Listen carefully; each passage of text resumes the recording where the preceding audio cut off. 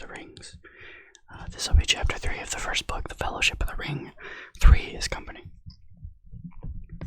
You ought to go quietly, and you ought to go soon, said Gandalf. 2 or 3 weeks had passed, and still Frodo made no sign of getting ready to go. I know, but it is difficult to do both, he objected. If I just vanish like Bilbo, this will be all over the Shire in no time. Of course you mustn't vanish, said Gandalf. That wouldn't do at all. I said soon, not instantly.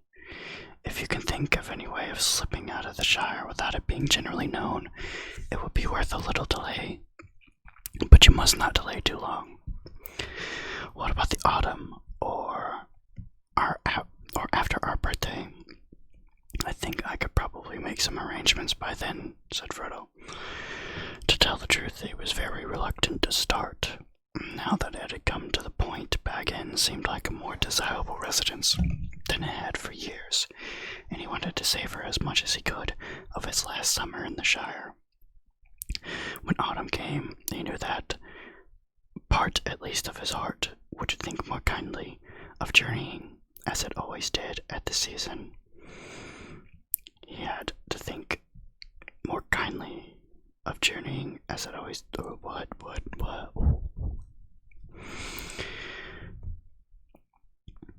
When autumn came, he knew that part of his heart would think more kindly of journeying, as it always did in that season. He had indeed privately made up his mind to leave on his 50th birthday. Bilbo's 128th birthday. It seemed somehow the proper day on which to set out and follow him. Following Bilbo was uppermost in his mind, and the one thing that made the thought of leaving bearable. He thought as little as possible about the ring and where it might lead him in the end, but he did not tell all of his thoughts to Gandalf. What the wizard guessed was difficult to tell. He looked at Frodo and smiled. Very well, he said. I think that will do, but it must not be any later. I am getting very anxious. In the meantime, do take care and do not let any hint out of where you are going. And see that Sam Gamgee does not talk either. If he does, I shall turn him into a toad. As for where I am going, said Frodo, it would be difficult to give that away, because I don't even know myself. Don't be absurd, said Gandalf. I'm not warning you against leaving the address. I'm not warning you against leaving an address at the post office, but you are leaving the Shire, and that should be known until you are not known until you are far away. You must go, or at least set out, either north, south, east, or west, and the direction should certainly not be known. It would have taken up the thoughts of leaving Bag End and saying farewell that I have ever even considered the direction, said Frodo. Where am I to go, and by what shall I steer? What is going to be my quest? Bilbo went to find treasure, but I go to lose one and not return as far as I can see. Well, then you cannot see far, but neither can I. It may be your task to find the cracks of doom, but that quest may be for others. I do not know. At any rate, you are not ready for that long road yet. No, I'm not, said Frodo, but in the meantime, what course am I to take? Towards danger, not too rashly, nor too straight, answered the wizard. If you want my advice, make for Rivendell. That journey should not prove too perilous, though the road is less easy than it was, and it will grow worse as the years fail. Rivendell, said Frodo. Very good. I will go east, and I will make for Rivendell. I will take Sam to visit the elves. He will simply be delighted. He spoke lightly, but his heart moved suddenly with a desire to see the house of Elrond, half-elven, and breathe the air of that deep valley where many of the fair folk still dwelt in peace. One summer's evening, an astonishing piece of news reached the ivy bush and green dragon. Giants and other portents on the borders of the Shire were forgotten for more important matters. Mr. Frodo was selling Bag End. Indeed, he already sold it to the Sackville Bagginses. For a nice bit too, said some. At a bargain price, said others. And it's more likely when Mistress Loblius, the buyer, although had died some years before, but at the ripe but disappointed age of 102. Just why Mr. Frodo was selling his beautiful owl was even more debatable than the price. A few held the theory, supported by the nods and hints of Mr. Baggins himself, that Frodo's money was running out.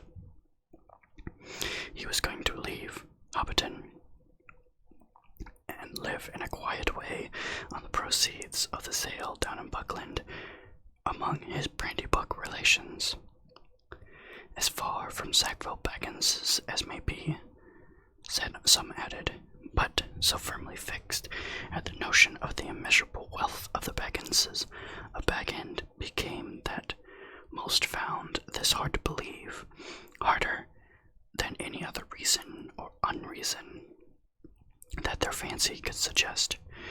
To most, it suggested a dark yet unrevealed plot by Gandalf, though he kept very quiet and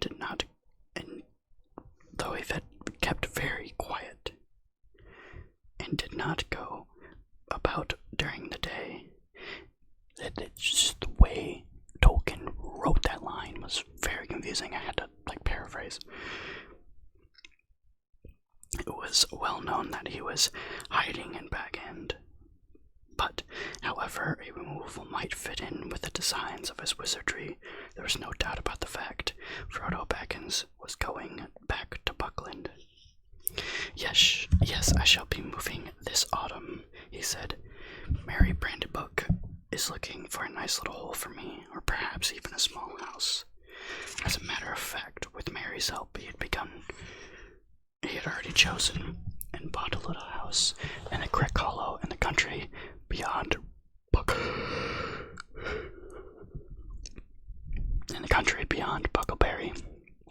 To all but Sam, he pretended that he was going to settle down there permanently. The decision to set out eastward had suggested the idea for him, for Buckland. He was on the eastern borders of the Shire, as he had lived there in the childhood. His going back would at least seem credible. Gandalf stayed in the Shire for over 2 months. Then one evening, at the end of June, soon after Frodo's plan had finally been arranged, he suddenly announced that he was going off again the next morning. Only for a short while, I hope, he said, but I am going to go beyond the southern borders to get some news if I can. I have been idle longer than I should. He spoke lightly, but it seemed to Frodo that he looked rather worried. Has anything happened? He asked the wizard. Well, no, but I've heard something that makes me anxious and needs to be looked into. If I think it necessary, after all, for you to get off at once, then I shall come back immediately, or at least send word. In the meantime, stick to your plan, but be more careful than ever, especially of the ring.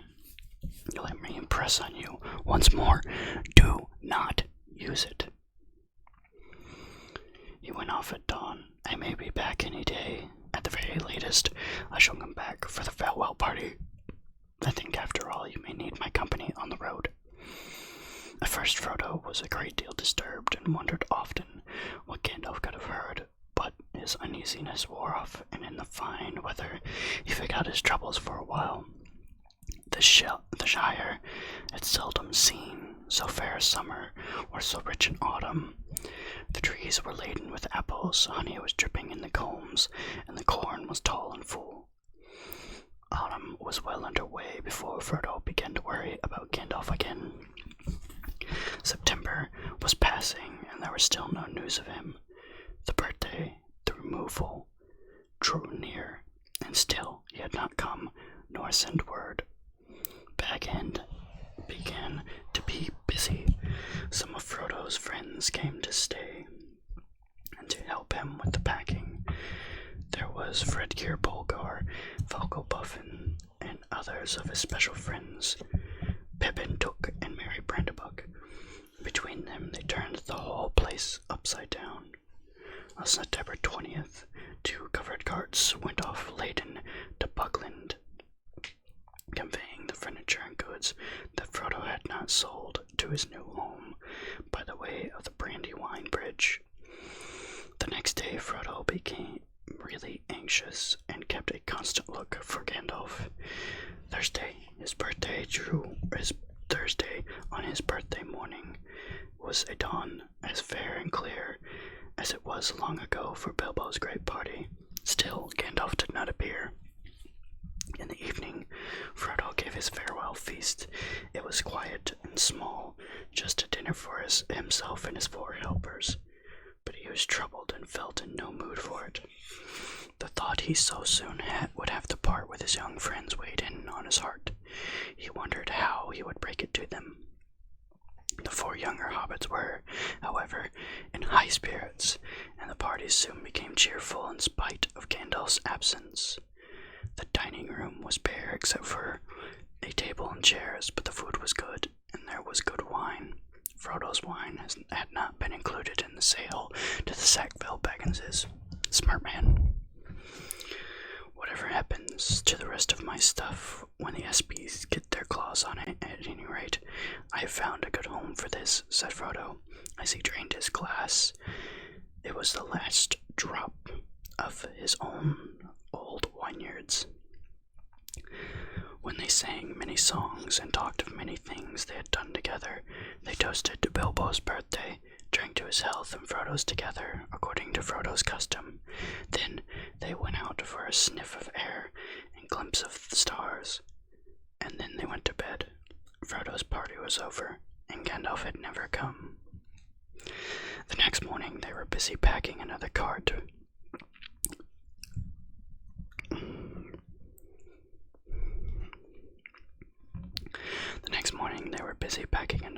With the remainder of the luggage.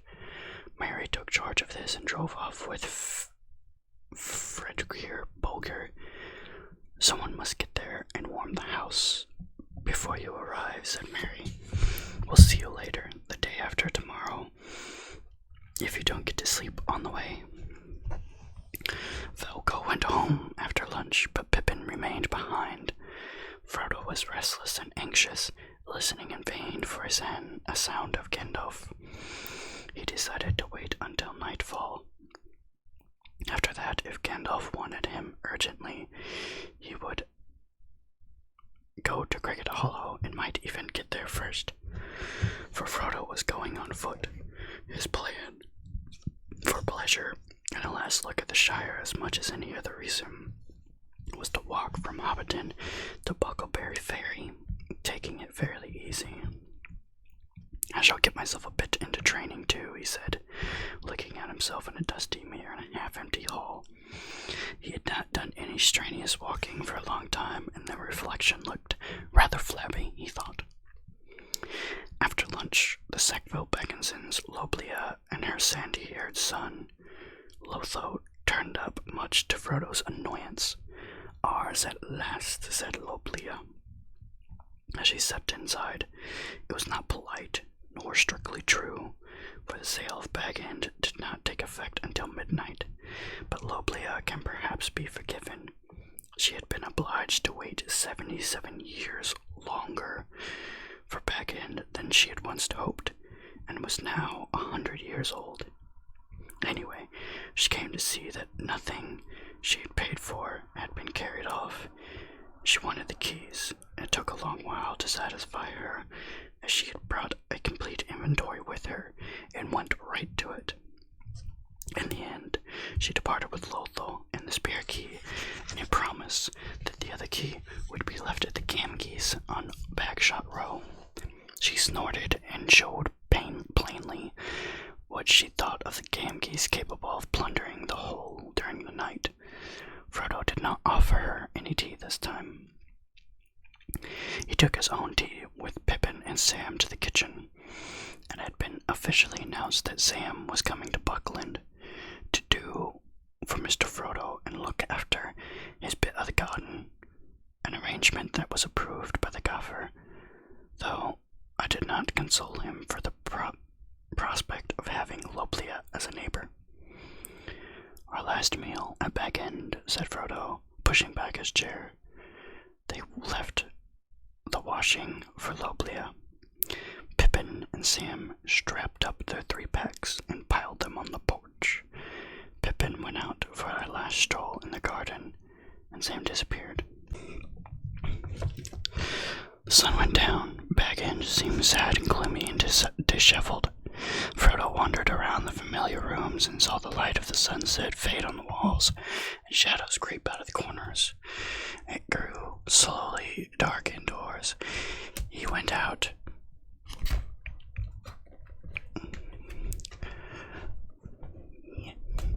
The sun went down. Bag End seemed sad and gloomy and disheveled. Frodo wandered around the familiar rooms and saw the light of the sunset fade on the walls and shadows creep out of the corners.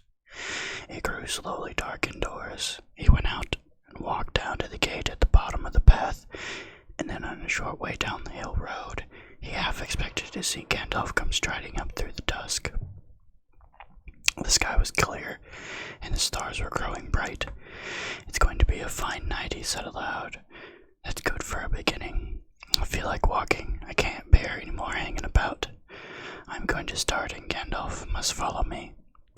He turned to go back and then stopped, for he heard voices. Just around the corner, by the end of Bagshot Row, one voice was certainly the old gaffer's. The other was strange and somehow unpleasant. He could not make out what he said, but he heard the gaffer's answers, which were rather shrill. The old man seemed to put out. "No, Mr. Baggins has gone away. He went this morning, and my Sam went with him. Anyway, all this stuff went. Yes, sold out and gone, I tell ye. Why, it's none of my business, nor yours. Where to? That ain't no secret. He's moved to Bucklebury, or some such place, away down yonder. Yes, it is a tidy way. I've never seen for myself. They're odd folks out in Buckland. No, I can give no message. Good night to ye." Footsteps went down the hill. Frodo wondered vaguely why the fact that he did not come up on the hill seemed a great relief. "I am sick of questions and curiosity about my doings, I suppose," he thought. "What an inquisitive lot they all are." He had half a mind to go and ask the gaffer who the inquirer was, but he thought better or worse of it, and turned and walked quickly back to Bag End. Pippin was sitting on his pack on the porch. Sam was not there. Frodo stepped inside the dark door. "Sam," he called. "Sam, it is time." "Coming, sir," came the answer from far within, followed by Sam himself wiping his mouth. He'd been saying farewell to the beer barrel in the cellar. "All aboard, Sam," said Frodo. "Yes, sir. I'll ask for a bit now, sir." Frodo shut and locked the round door and gave the key to Sam. "Run this down to your home, then cut along the row and meet us as quickly as you can at the gate in the lane beyond the meadows. We are not going through the village tonight. Too many ears pricking and eyes prying." Sam took off at full speed. "Well now, we're off at last," said Frodo. They shouldered their packs and took up their sticks and walked around the corner to the west end of Bag End. "Goodbye," said Frodo, looking at the dark blank windows. He waved his hand and he turned and following Bilbo, he had known it, hurried after Peregrine down the path. They jumped over the low place in the hedge at the bottom and took to the fields, passing into the darkness like a rustle in grass.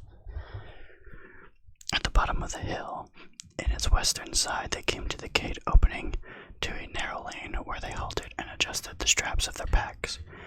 Presently Sam appeared, trotting quickly and breathing hard. His heavy pack was hoisted high on his shoulders, and he had put on his head a tall, shapeless felt bag, which he called a hat. In the gloom, he looked very much like a dwarf. "I'm sure you've given me all the heaviest stuff," said Frodo. "I pity snails that carry their homes on their back." "I could take a lot more yet, sir. My back is quite light," said Sam, stoutly and untruthfully. "No, you don't, Sam," said Pippin. "It's good for him. He's got nothing except what he ordered us to pack. He's been slack lately, and he'll feel the weight less when he's walked off some of his own." Be let's not forget that the books and movies are different. In the books, Frodo is actually quite a bit older, several decades older than Merry, Pippin, and Sam, whereas in the movies they're all roughly the same age. In the books he is decades older than them. Be kind to an old poor hobbit, laughed Frodo. I shall play as thin as a willow wand, I'm sure, before I get to Buckland.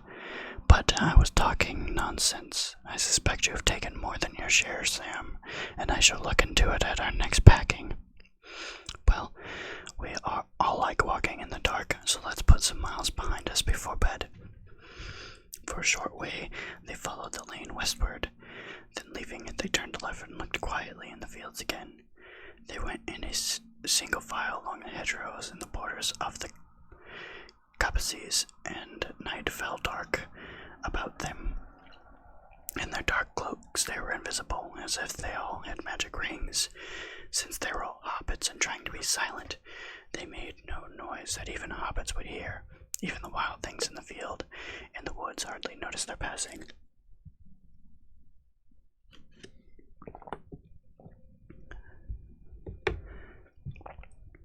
After some time they crossed the water west of Hobbiton by a narrow plank bridge. The stream was no more than a winding black ribbon, bordered by leaning elder trees. A mile or two further south, they hastily crossed a great road from the Brandywine Bridge.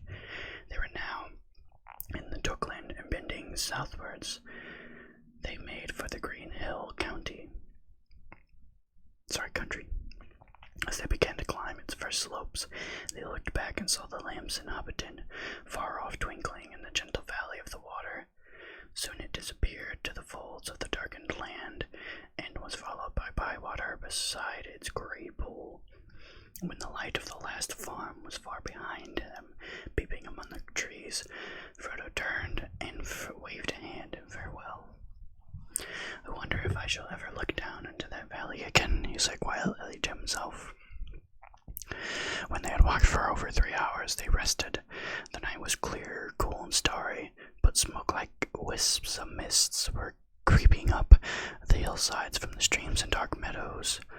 Thin-clad birches, swaying in the light above their heads, made a black net against the pale sky.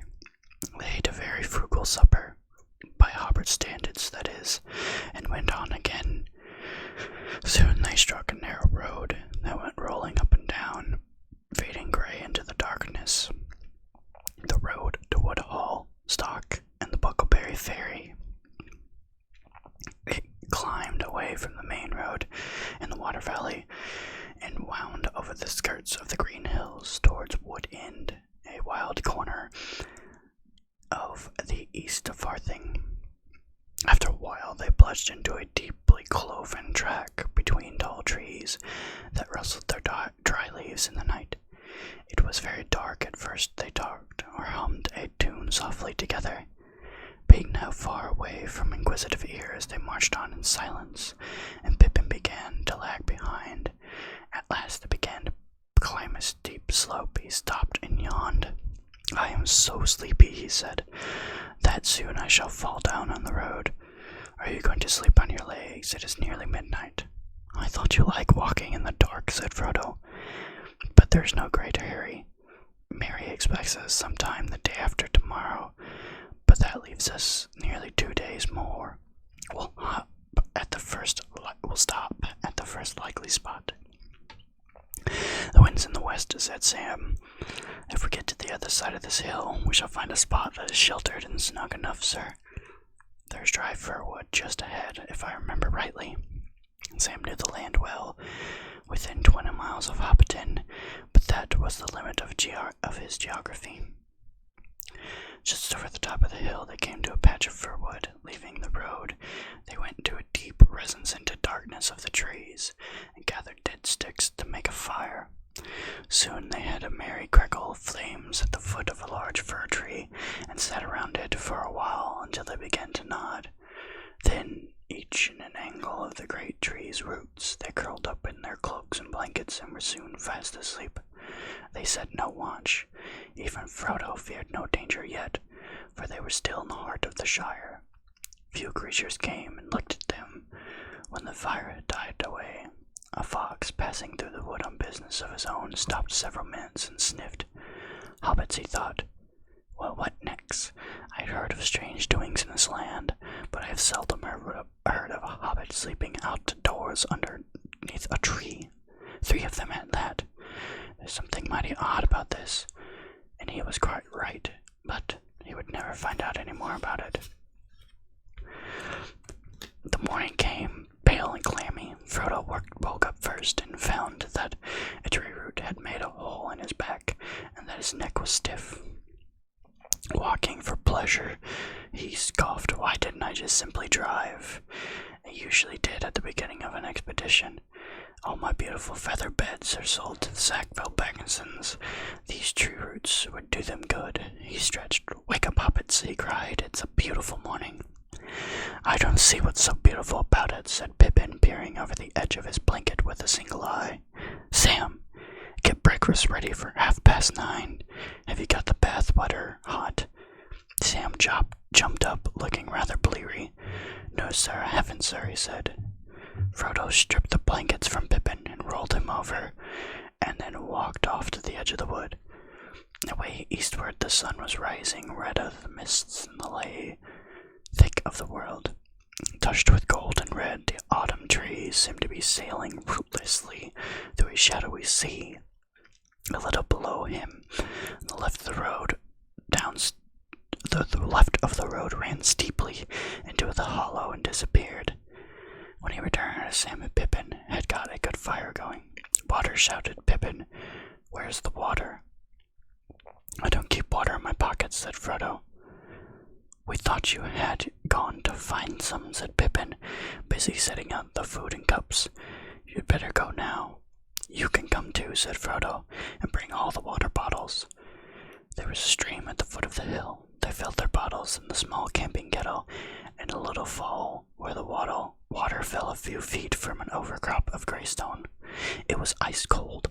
They sputtered and puffed as they bathed their faces and hands. When their breakfast was over and their packs all trussed up again, it was well after 10 o'clock, and the day was beginning to turn fine and hot. They walked down the slope and across the stream, were divided to the road and up the next slope, up and down over the hills. And by the time their cloaks, blanket, water, and food and other gear already seemed like a heavy burden.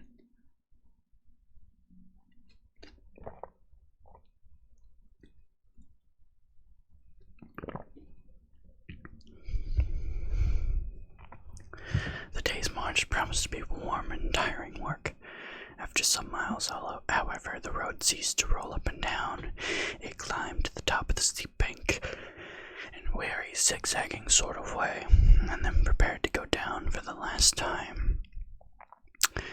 In front of them, they saw the lower lands dotted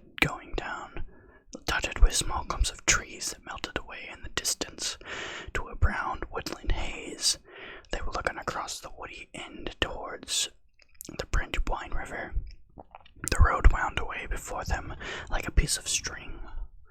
The road goes on forever, said Pippin, but I can't without rest. It is high time for lunch. He sat down on the bank on the east side of the river and looked away in a haze beyond which lay the river to the east side, and which was the end of the shire in which he had spent his entire life. Sam stood beside him. His round eyes were wide open, for he was looking across lands he had never seen. Do elves live in these woods? He asked. Not that I heard, said Pippin. Frodo was silent. He too was gazing eastward along the road, as if he had never seen it before. Suddenly he spoke aloud, but as if to himself, saying slowly, The road goes ever on and on, down from the door where it began. Now far ahead the road has gone. I must follow, if I can, pursuing it with weary feet, until it joins some larger way, where many paths and errand meet, and whither then I cannot say. That sounds like a bit old of Bilbo's rhyming, or is it one of your imitations? It does not sound altogether too encouraging. I don't know, said Frodo. It just simply came to me then as if I was making it up, but I had heard it long ago. Certainly, it reminds me very much of Bilbo in the last years before he went away. He often used to say there was only one road, that it was like a great river. Its springs are at every doorstep and every path its tributary. It was a dangerous business, Frodo, going out of your door, he used to say. You step onto the road, and if you don't keep your feet, there's no knowing where you might be swept off to. Do you realize that this is the very path that goes through Mirkwood, and that if you let it, it might take you to the Lonely Mountain, or even further, into worse places?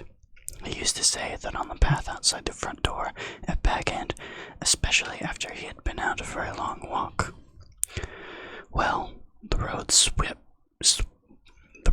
me anywhere for an hour at least, said Pippin, unslinging his pack. The others followed his example, putting their packs on the bank and their legs out into the road until after a rest they had a good lunch and then more rest. The sun was beginning to get low, and the light of the afternoon was on as the land went down the hill. So far they had not met a soul on the road. This they were not much used to.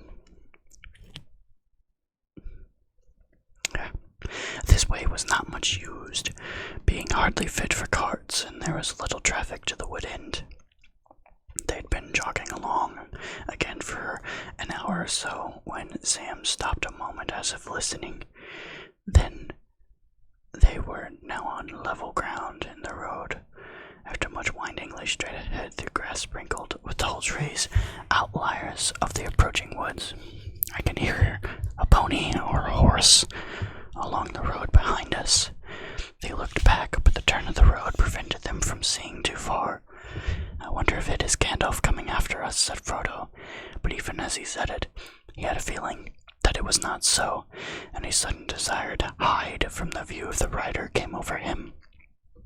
It may not matter much, he said apologetically, but I would rather not be seen on the road by anyone. I'm sick of my doings being noticed and discussed, and if it is Gandalf, he said as an afterthought, we can give him a little surprise to pay him for being so late. Let's get out of sight.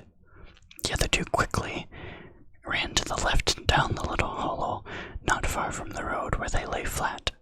Frodo hesitated for a second. Curiosity or some other feeling was struggling with his desire to hide. The sound of the hoofs drew near. Just in time, he threw himself down in the patch of long grass behind a tree that overshadowed the road. When he lifted his head and peered cautiously above one of the great roots, round the corner came a black horse. No hobbit pony, but a full-sized war horse, and on it sat a very large man who seemed to crouch in the saddle, wrapped in a great black coat and hood, so that only his boots and high stirrups showed below. His face was shadowed and invisible. When it reached the tree and was level with Frodo, the war horse stopped. The riding figure sat quiet, still, with his head bowed, as if listening. From inside the hood came a noise as if someone was sniffing to catch an elusive scent. The head turned from side to side of the road. A sudden, unreasoning fear of discovery laid hold of Frodo, and he thought of his ring. He hardly dared to breathe, yet the desire to get it out of his pocket became so strong that he began to slowly move his hand. He felt as if he only had to slip it on and he would be safe. The advice of Gandalf seemed absurd. Bilbo had used the ring, and I am still in the Shire, he thought, as his hand touched the chain on which it hung. At that moment the rider sat up and shook the reins. A horse stepped forward, walking slowly at first, then breaking into a full sprint. Frodo crawled to the edge of the road and watched the rider until he dwindled into the distance. It could not sure, but it seemed to him suddenly, before it passed out of sight, the horse turned aside and went into the trees on the right.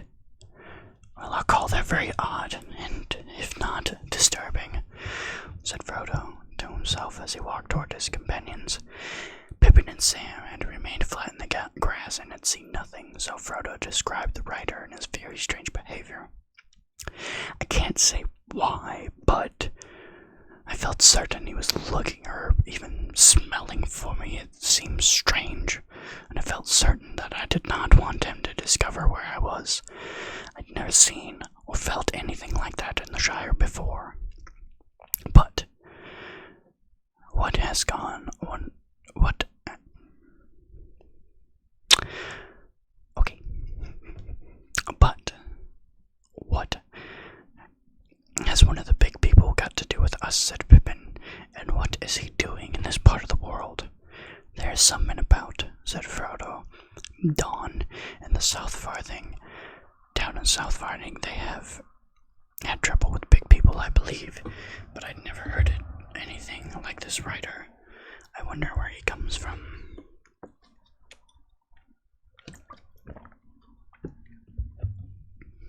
Begging your pardon, said Sam suddenly, but I know where he comes from. It's from Hobbiton that this Black Rider comes, unless there's more than one, and I know where he's going to. What do you mean? Said Frodo sharply, looking at him in astonishment. Why didn't you speak of this before? I've only just remembered, sir. It was like this. When I got back to our hole yesterday evening with the key, my dad says to me, "Hello, Sam. I thought you were away with Mr. Frodo this morning. There's been a strange customer asking for Mr. Baggins of Bag End, and he's only just gone. I seen him in Buckleberry. Not that I liked the sound of him. He seemed mighty put out when I told him Mr. Baggins had left his home for good. He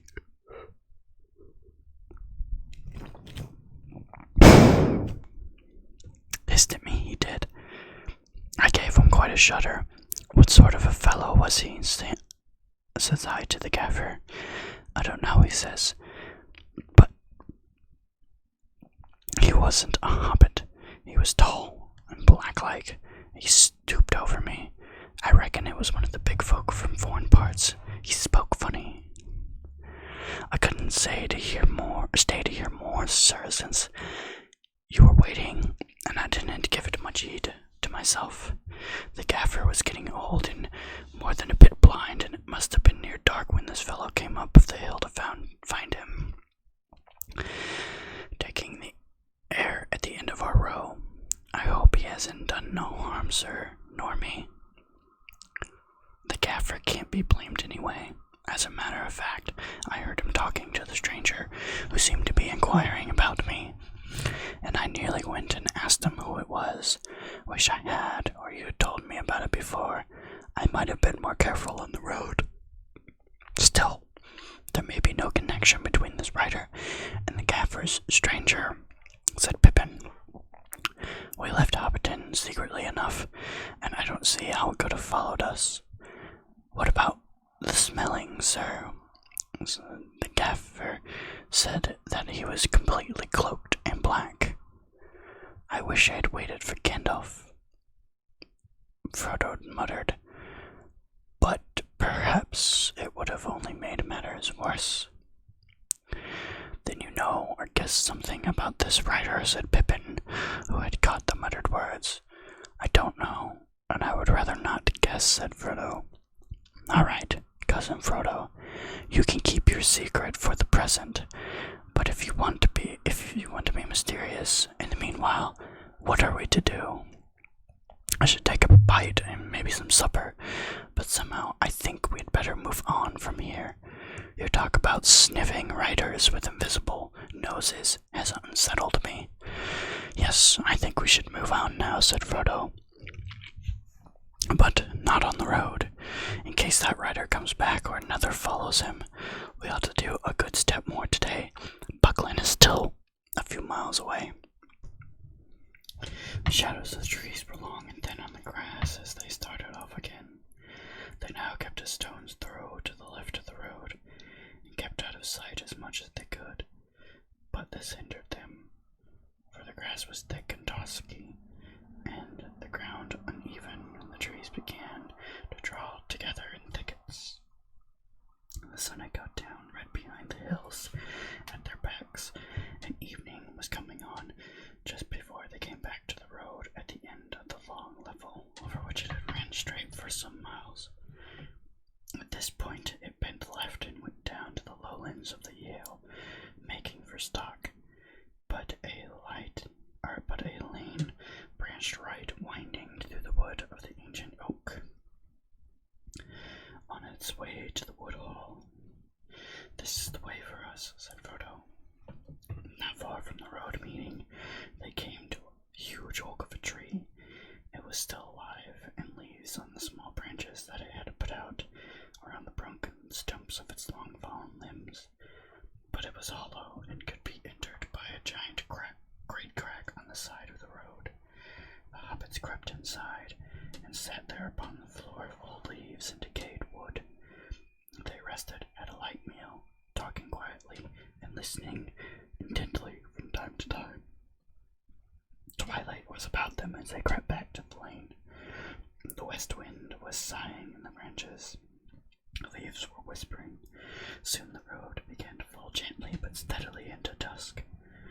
A star came out from above the trees and was darkening east before them. They went abreast in step to keep up with their spirits. After a time, the stars grew thicker and brighter. The feeling of disquiet left them, and they no longer listened for the sound of hoofs. They began to hum softly, as hobbits have a way of doing as they walk along, especially when they're drawing near to home at night. As with most hobbits who sang a supper song or a bed song, but these hobbits hummed a walking song. The song ended, and "Now to bed, sang Pippin in a high voice. "Hush," said Frodo. "I think I hear hoofs again." They stopped suddenly and stood as silent as tree shadows, listening.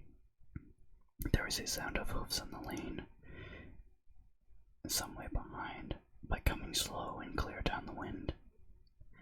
Quietly and quickly, they slipped off the path and ran into a deeper shade under the oak trees.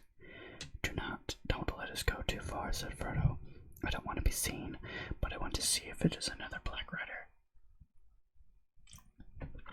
"Very well," said Pippin, "but don't forget the sniffing." The hoofs drew near. They had no time to find a hiding place better than the general darkness under the trees. Sam and Pippin crouched behind a large tree bole, while Frodo crept back a few yards towards the lane. It showed gray and pale, a line of fading light through the wood. Above it, the stars were thick in the dim sky, but there was no moon. The sound of hoofs stopped.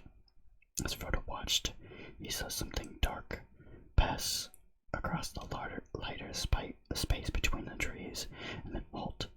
It looked like the black shade of a horse, led by a smaller black shadow. A black shadow stood close to the point where they had left the path, and it swayed from side to side. Frodo thought he heard the sound of snuffling. The shadow bent to the ground, and then began to crawl towards them. Once more the desire to slip on the ring came over Frodo, but this time it was stronger than before. So strong that almost before he realized what he was doing, his hand was groping in his pocket. But at that moment came a sound like mingled song and laughter. Clear voices rose and fell in the starlit air. The black shadow straightened up and retreated. It climbed onto the shadowy horse and seemed to vanish across the lane in the darkness on the other side.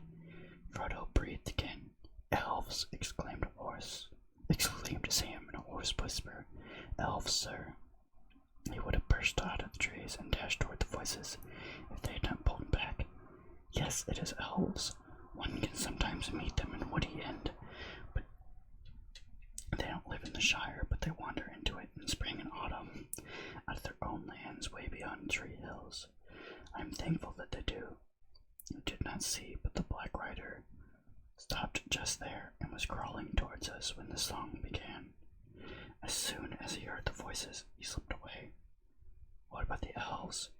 Can't we go and see them? Listen, they are coming this way. We have only to wait. The singing drew near. One voice rose above the others. It was now singing in a fair elven tongue, of which Frodo knew very little of the language,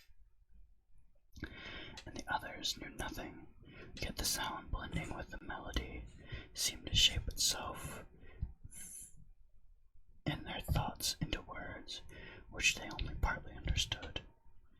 These are high elves. They sing the name of Elbereth, said Frodo in amazement. Few of the fairest folk are ever seen in the Shire. Not many remain in Middle-earth, east of the Great Sea. It is indeed a strange chance. The hobbits sat in shadow by the wayside, long before the elves came down the lane to the valley. They passed slowly, and the hobbits could see the starlight glimmering in their hair and eyes. They wore no lights, yet they walked a shimmer like the light of the moon above the rim of the hills before it rises, seemed to fall about their feet. They were now silent as the last elf passed. He turned and looked towards the hobbits and laughed. Hail, Frodo, he cried. You're abroad late, or perhaps lost. As he called out to the others, all company stopped and gathered round. It is indeed wonderful, they said. 3 hobbits in a wood at night. Have you not seen such a thing since Bilbo went away? What is the meaning of it? The meaning of it, fair people, is simply that we seem to be going the same way as you. I like walking under the stars, but I would welcome your company. Ah, but we have no need of other company, and hobbits are so dull, they laughed. And how do you know that we go the same way as you? For we do not know whether we are going. And how do you know my name? Asked Frodo in return. We know many things, they said. We have seen you often before with Bilbo, though you may not have seen us. Who are you, and who is your lord? Asked Frodo. I am Gildor, answered the leader, the elf who had first hailed him. Gildor Inglorian, the house of Finrod. We are exiles, and most of our kindred have long ago departed, and we too now are only tarrying here a while. I have returned to the Great Sea, but some of the kinfolk are still in peace in Rivendell. Rivendell is a TV show about murder. Rivendell. Come now, Frodo, tell us what are you doing? For we see that there's some shadow of fear upon you. Oh, wise people, interrupted Pippin eagerly. Tell us about the Black Rider. Black Riders, they said in low voices. Why do you ask about Black Riders? Because 2 have overtaken us today, or 1 has done so twice. Only a little while ago, he slipped away as you drew near. The elves did not answer at once, but spoke softly together in their own tongue. At length Gildor turned to the hobbits. We will not speak of this here. We think you had best come with us. It is not our custom, but for this time, we will take you on our road, and you shall lodge with us tonight, if you will. Oh, fair folk, this is good fortune beyond my hope, said Pippin. Sam was speechless. I thank you indeed. Gildor, his last name is crazy. Gildor Inglorian, said Frodo, bowing. Alansele luminal amid level. The star shines on the hour of our meeting, he added in high elven speech. Be careful, friends, cried Gildor, laughing. Speak no secrets. Here is a scholar in the ancient tongue. Bilbo was a good master. Hail, elf friend, he said, bowing to Frodo. Come now, with your friends, and join our company. You You had the best walk in the middle so that you may not stray. You be wary before we halt. Why? Where are we going? Oh, you may be weary before we halt. Where are we going? For tonight we go to the woods on the hills above Woodhall. It's some miles, but you should have rest at the end of it, and it will shorten your journey tomorrow. They now marched on in silence, passed like shadows and faint lines. For elves, even more than hobbits, could walk when they wanted, completely without sound or footfall. Pippin soon began to feel sleepy and staggered once or twice, but each time a tall elf at his side put out his arm and saved him from falling. Sam walked along at Frodo's side, and as if in a dream, with an expression on his face, half of fear and half of astonished joy. The woods on either side became denser. The trees were now younger and thicker. As they came, the lane lowered, running down into the fold of the hills. There were many deep breaks of hazel on the rising slopes at either hand. At last the elves turned aside from the path. A green ride lay among A grey ride lay almost unseen through the thicket of the night, and as they followed, as it wound its way back up the wooden slopes to the top of a shoulder of the hills, and stood out in the lower lands of the river valley. Suddenly they came out of the shadow of trees, and before them lay a wide space of grass. On three sides the woods pressed upon it, but east the ground fell steeply, and the tops of dark trees growing at the bottom of the slopes now were below their feet. Beyond the lands lay dim and flat under the beyond the lowlands lay dim and flat under the stars.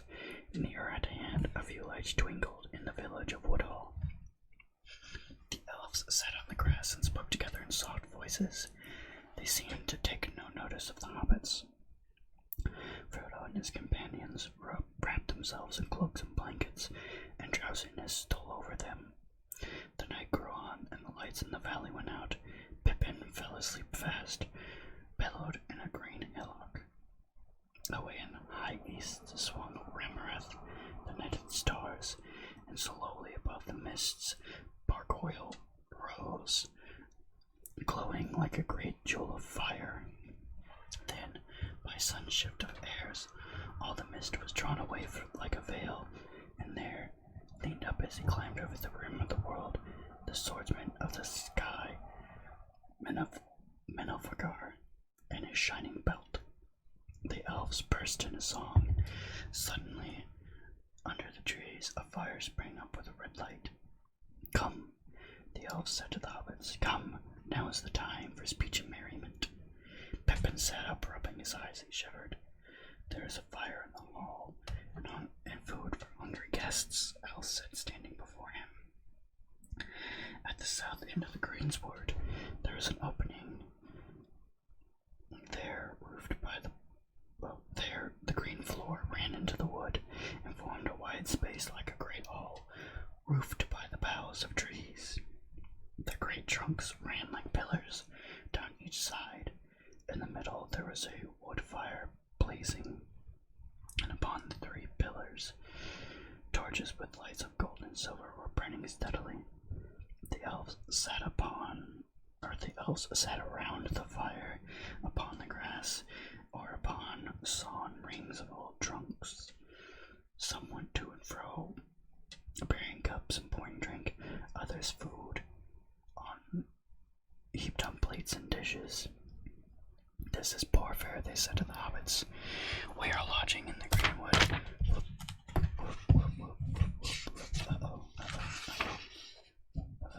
There we go. "We are lodging in the greenwood, far from our halls. If you're ever our guests at home, we will simply treat you better." "It seems good enough to me for a birthday party," said Frodo. Pippin afterwards recalled a little of either food or drink, for his mind was filled up with the light upon the elf faces, and the sound of voices so various and so beautiful that he felt he was in a waking dream. But he remembered that there was a bread surpassing the savor of a fair white loaf to one who was starving, and fruits sweet as wild berries, and richer than the tended fruits of gardens. He drained a cup that was filled with a fragrant draught, cool as the clear fountain, golden as the summer afternoon. Sam could never describe in words, nor picture clearly to himself what he felt or thought that night, though it remained in his memory as one of the chief events of his life. The nearest he ever got was to say, "Well, sir, if I could grow apples like that, I would call myself a gardener." But it was the singing that went to my heart, if you know what I mean. Frodo sat, eating and drinking, and talking with delight, but his mind was chiefly on words spoken. He knew a little of the elf speech, and listened eagerly. Now and again he spoke to those that served him, and thanked them in their own language. They smiled at him and said, laughing, "Here is a jewel among the hobbits." After a while Pippin fell asleep, and was lifted up and borne away to a lush spot under the trees, where he was laid upon a soft bed, and slept the rest of the night away. Sam refused to leave his master.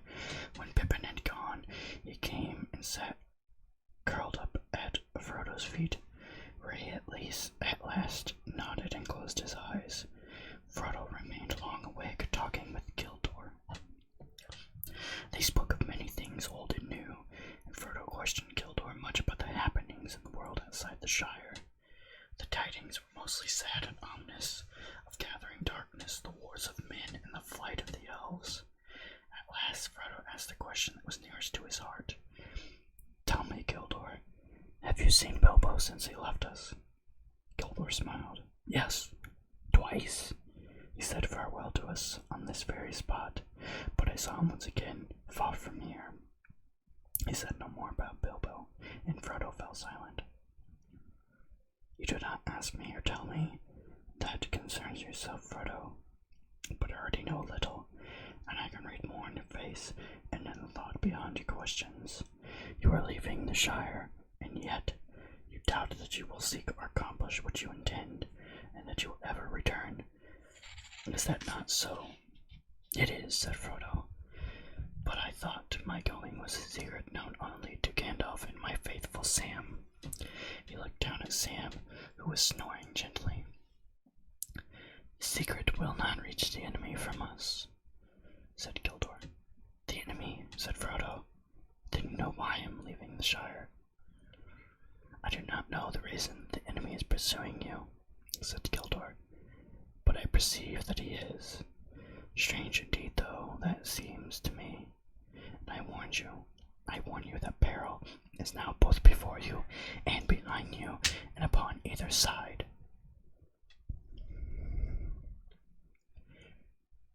"You mean the riders? I feared that they were servants of the enemy. What are the Black Riders?" "Has Gandalf told you nothing?"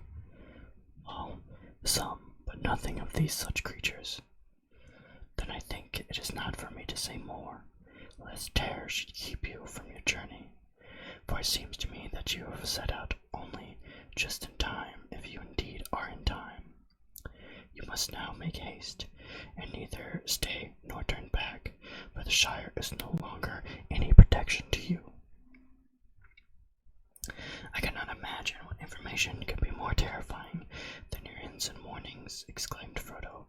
"I know the danger lay ahead, of course, but I did not expect to meet it in our own Shire. Can't a hobbit walk from the water to the river in peace?" "But it is not your Shire," said Gildor. "Others dwelt here before the hobbits did, and others will dwell here again when hobbits are no more. The wide world is all about you. You can fence yourselves in, but you cannot ever fence it out. I know, and yet it always seemed so safe and familiar. What can I do now? My plan was to leave the Shire secretly and make my way to Rivendell. But now my footsteps are dogged before ever I get to Brooklyn. should still follow that plan, said Gildor. I do not think the road will prove too hard for your courage, but if you desire clear counsel, you should. But if you desire clear counsel, you should ask Gandalf. I do not know the reason for your flight, and therefore I don't know what it means by your pursuers. I will assail you. These things Gandalf must know. I suppose that you will see him before you leave the Shire. I hope so, but there's another thing that makes me anxious. I have been expecting Gandalf for many days.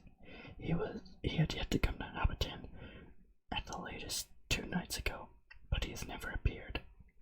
I am wondering what could have happened. Should I wait for him? Gildor was silent for a moment. I do not like this news, he said at last. Gandalf should be late. That Gandalf should be late does not bode well, but it is said, do not meddle in the affairs of the wizards, for they are subtle and quick to anger. The choice is yours, to go or to wait. And it is also said, answered Frodo, go not to the elves for counsel, for they will both say no and yes. It is indeed, laughed Gildor. Elves seldom give unguarded advice, for advice is a dangerous gift, even from the wise of the wise, and all courses may run ill. What would you do? You have not told me all concerning yourself, and then shall I choose better than you? But if you demand advice, I will for friendship's sake give it. I think you should now go at once without delay, and if Gandalf does not come before you've set out, then I also advise this. Do not go alone. Take such friends that are trusty and willing. Now you should be grateful, for I do not give this counsel gladly. The elves have their own labors and our own sorrows, and they are little concerned with the ways of hobbits or of any other creatures on the earth. Our paths cross theirs seldom, by chance or purpose. In this meeting there may be more than chance, but the purpose is not clear to me, and I fear to say too much. I am deeply grateful, said Frodo, but I wish you would tell me plainly what the Black Riders are. If I take your advice, I may not see Gandalf for a long while, and I ought to know the danger that pursues us. Is it not enough to know that they are servants of Sauron? Flee them, speak no words to them, they are deadly. Ask no more of me, but my heart forebodes that ere all is ended, you, Frodo, son of Drogo, will know more of these fell things than Gildor and Glorian. May Elbereth protect you. But where shall I find courage, said Frodo. That is what I chiefly need. Courage is found in the most unlikely of places. Be of good hope. Sleep now. In the morning we shall have gone, but we will send our messages through the lands. The wandering companies shall know of your journey, and those that have power for good shall be on the watch. I name you elf friend. May the stars shine upon you at the end of your road. Seldom have we had such delight in strangers. It is fair to hear words of the ancient speech from the lips of other wanderers of the world. Frodo felt sleep coming upon him, even as Gildor finished speaking. Maybe I should go to sleep then, he said. The elf led him to the bower beside Pippin, and he threw himself onto a bed and fell asleep at once into a dreamless slumber. And that's part 3 of The Lord of the Rings. I'm sorry this was a little late, guys. So yeah, leave a comment and like below. Tell me how you're enjoying the series so far, and thanks for watching.